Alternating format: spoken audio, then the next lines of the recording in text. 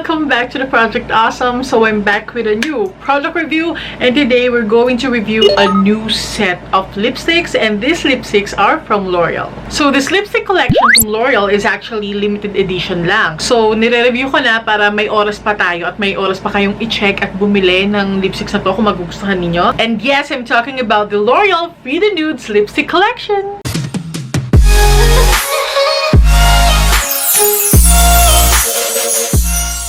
Actually by Color Riche,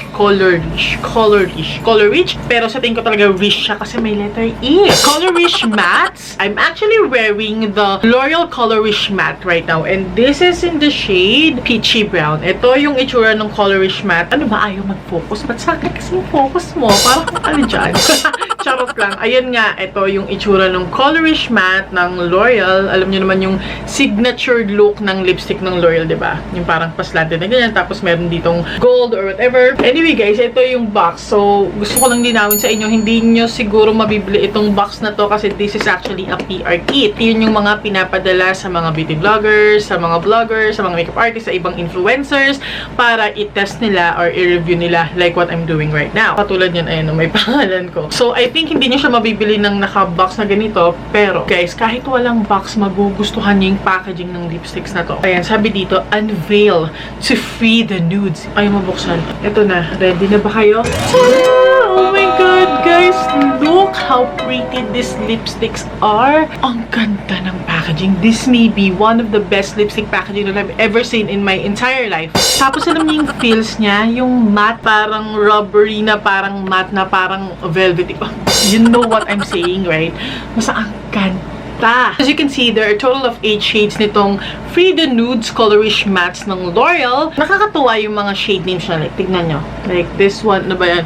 No cliche, no dicta. How do you freaking pronounce that? No dictate. Dictate. Kasi no cliche, no dictate, whatever. And then no hesitation, no lies. And then ito, no ban, no rage, no judgment, and no cry. No woman, no cry.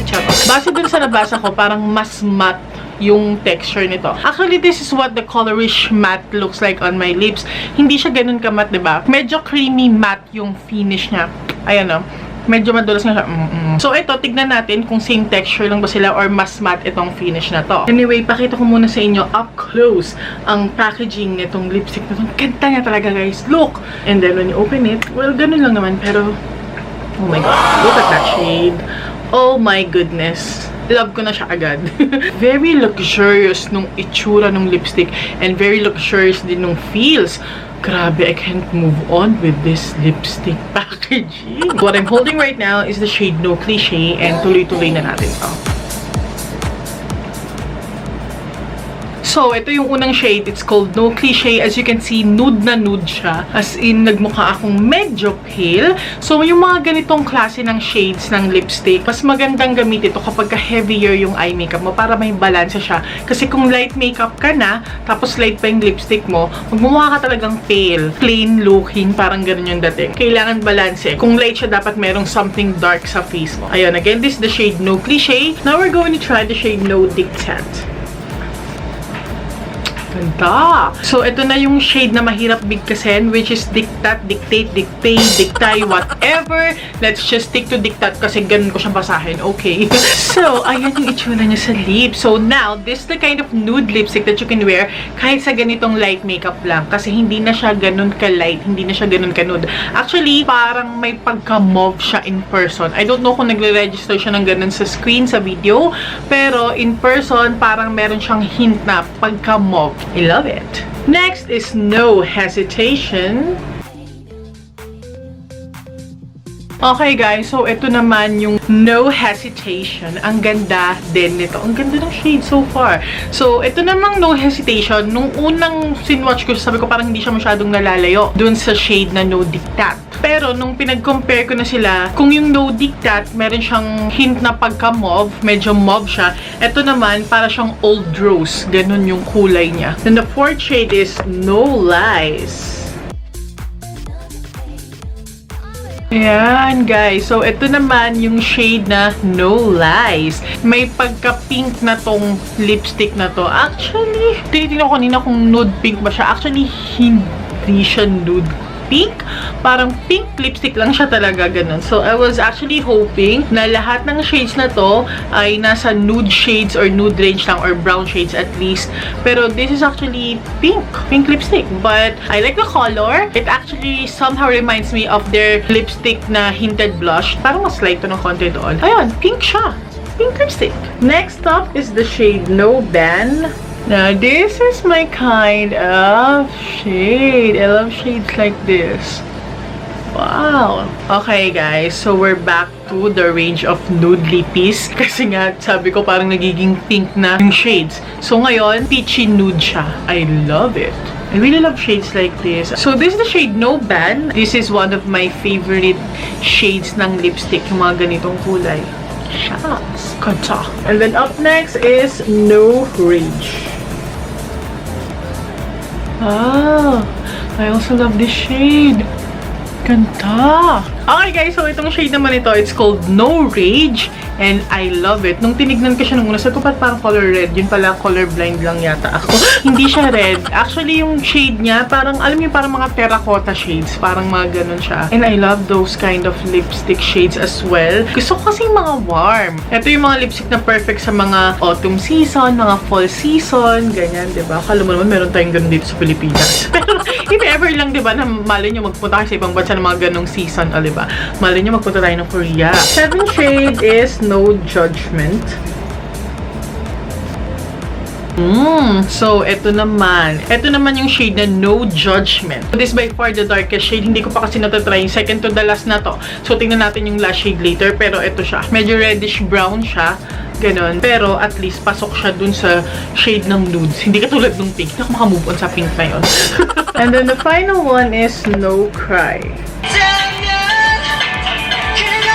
Okay, so sabi ko na nga, yung last shade, ito na yung darkest shade ng buong collection na to na Free the Nudes. And this is the shade No Cry. Yung napansin ko lang yung last 3 shades, parang bagay sila lahat sa mga fall and autumn seasons, ganon. Bukod sa mga fall and autumn season, ayun, pwede din siya mga holiday season. And kapag ka maputi ka, mas lalo kang puputi pag ginamit mo tong lipstick na to. Pansin ko lang. That is the last shade.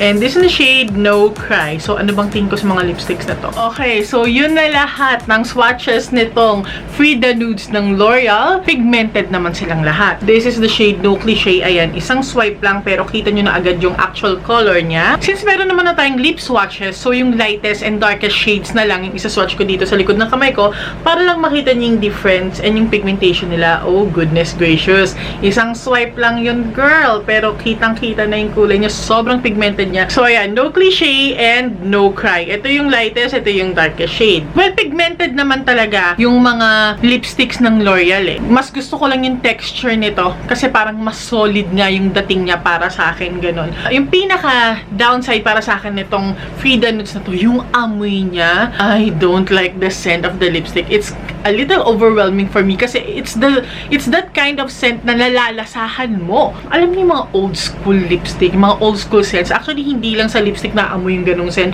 Parang naamoy din siya sa... Ay, naamoy ko pa. Ano, goodness gracious. Dumikit ba sa ilong ko?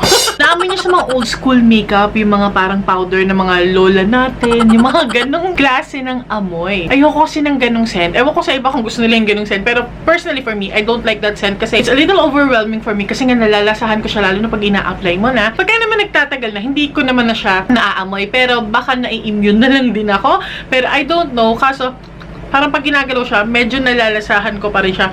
Pag gumagana na ka, amuin ko nga itong sa Color Riche Mattes nila. Ito, wala namang unscented. Sana ganito na lang. Sana unscented na lang. Pero yun lang naman yung pinoproblema ko dito. Pero again, hindi naman siya naglilinger, so wag kayong matakot. Okay, so dito na tayo sa good points niya. And when I say good points, that means good points for me. Syempre, iba-iba tayo ng perception. Preference sa mga bagay-bagay. Okay, unang-una sa lahat, ang ganda ng packaging. Like what I've said kanina, this is one of the best packagings, if not the best packaging ng lipstick na nakita ko ever. Alam mo yun, pang makeup collector siya. Ito yung mga tipong hindi mo ipamimigay, hindi mo ibebenta, na kahit ma-expired na, hindi mo agad itatapon yung lipstick kasi maganda lang siyang tignan sa collection mo. Sa texture naman, gusto ko yung texture niya kasi it glides on smoothly like butter. Even though matte lipstick siya, hindi siya yung talagang matte na magiging dry yung dating ng lips mo, yung itsura niya. Creamy matte siya. Pero, ang kagandahan sa kanya, compared sa ibang mga creamy matte lipsticks na na-try ko na,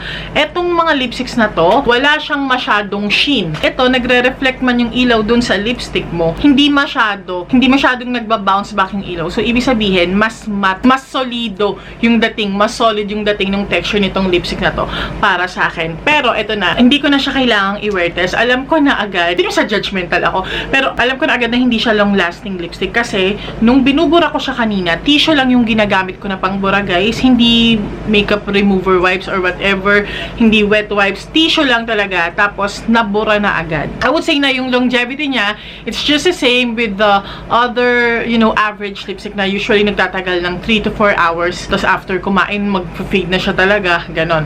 Umuulan siya, I don't know if you can hear it, pero since patapos na yung pag-film ko, hindi ko na ititigil to, itutuloy ko na, guys, so please excuse kung naririnig niyo yung patak ng ulan. So, I think na-cover ko naman na lahat ng important points dito sa lipsticks na to, pero kung meron pa akong nakalimutan, mag-comment lang kayo sa baba. And you can buy these at Lazada sa mga counters na ng L'Oreal sa physical stores nila. So yeah, that's it for this video. Sana nakatulong sa inyo itong review na ito, at kung meron pa nga kayong question, ayun, mag-comment lang kayo sa baba regarding these lipsticks, or kung anumang questions meron kayo, mga suggestions sa mga products na gusto nyong ipa-review sa akin. Pagka kaya ko, i-review ko. Okay? Kung hindi pa kayo nakasubscribe dito sa aking YouTube channel, please do subscribe for more videos like this, and don't forget to hit that notification bell para ma-notify kayo sa mga future videos natin. Thank you so much for watching this video, and I hope to see you in the next one, you guys. Stay awesome and accomplish your mission. Bye! Ganda ng necklace ko, wave. Reminds me of Bobby of Icon. And my bracelet as well. Asan na siya? Ayun. Pahabol pa si Castro. Bye, guys!